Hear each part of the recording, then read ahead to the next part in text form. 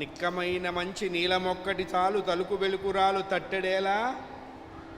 వాకిట్లోకి వచ్చిన వాడికి పచ్చడి మెతుకులు పెట్టినా చాలు, వాడికి ఆనందంతో ప్రేమతో పెట్టాలి. నాయన ఇంకొంచెం పచ్చడి వేసుకుంటావా, ఇంకొంచెం అన్నం తినమంటావా? ఇప్పుడు చాలా చోట్ల ఈ పెట్టడం లేదు, ఏం లేదు, ఆ ముష్టియాళ్ళకి వేసినట్టుగా బఫే పెడతారు.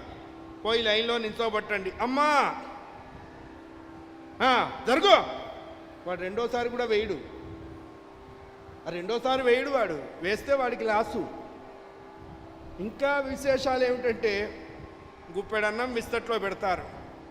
రెండో డైలాగు, అన్నం పెట్టేట్టుగా ఉందా, బియ్యం 75 రూపాయలు కిలో, ఎక్కడ తెచ్చి పెడతాం?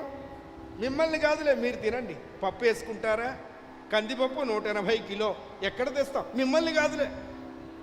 వాడికి పిడికడ అన్నం పెట్టి బడ్జెట్ చెప్తూ ఉంటే నిర్మలా సీతారామన్ అయినా చచ్చిపోతుంది ఆ బడ్జెట్ వినేటప్పటికల్లా.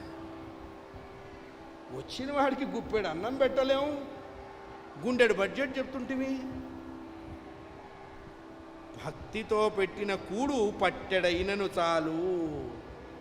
ఏం పెట్టామని అవసరం లేదండి, ఎలా పెట్టామా అని ఆలోచించాలి. ఆ పిల్లవాడి మనస్సులో భక్తి పంటని చూసి స్వామివారు చాలా సంతోషించారు. పెద్దవాళ్ళకి కావాల్సింది అదే.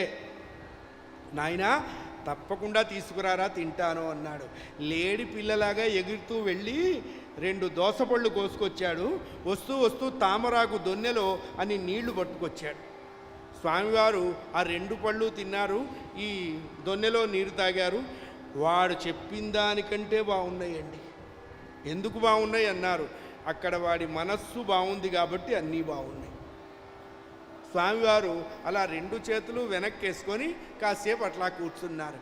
ఈ పిల్లవాడు ఏం చేశాడండి, అందుకే కులములోన ఒక్క గుణవంతుడుండిన కులము వెలయువా అని గుణము చేత. పెద్దగా అక్కర్లా సంతానం, 100 మంది కొడుకులు చచ్చారు. ధృతరాష్ట్రుడికి ఏం మిగిలింది? మార్కండేయుడు ఒక్కడే. ఇప్పటికి తలుచుకుంటున్నాం మనం ఆయన్ని. ఆ పిల్లవాడు స్వామివారి పాదాలు ఒత్తుతూ ఉన్నాడండి, కాళ్ళు ఒత్తుతున్నాడు. స్వామివారు, ఒరే నాయన చాలరా, నన్ను మరీ రుణగ్రస్తుని చేస్తున్నావు, చాలు ఇల్లరా అని చెప్పి ఆ పిల్లవాడిని తన తొడ మీద కూర్చోబెట్టుకున్నారు ఆ మహానుభావుడు.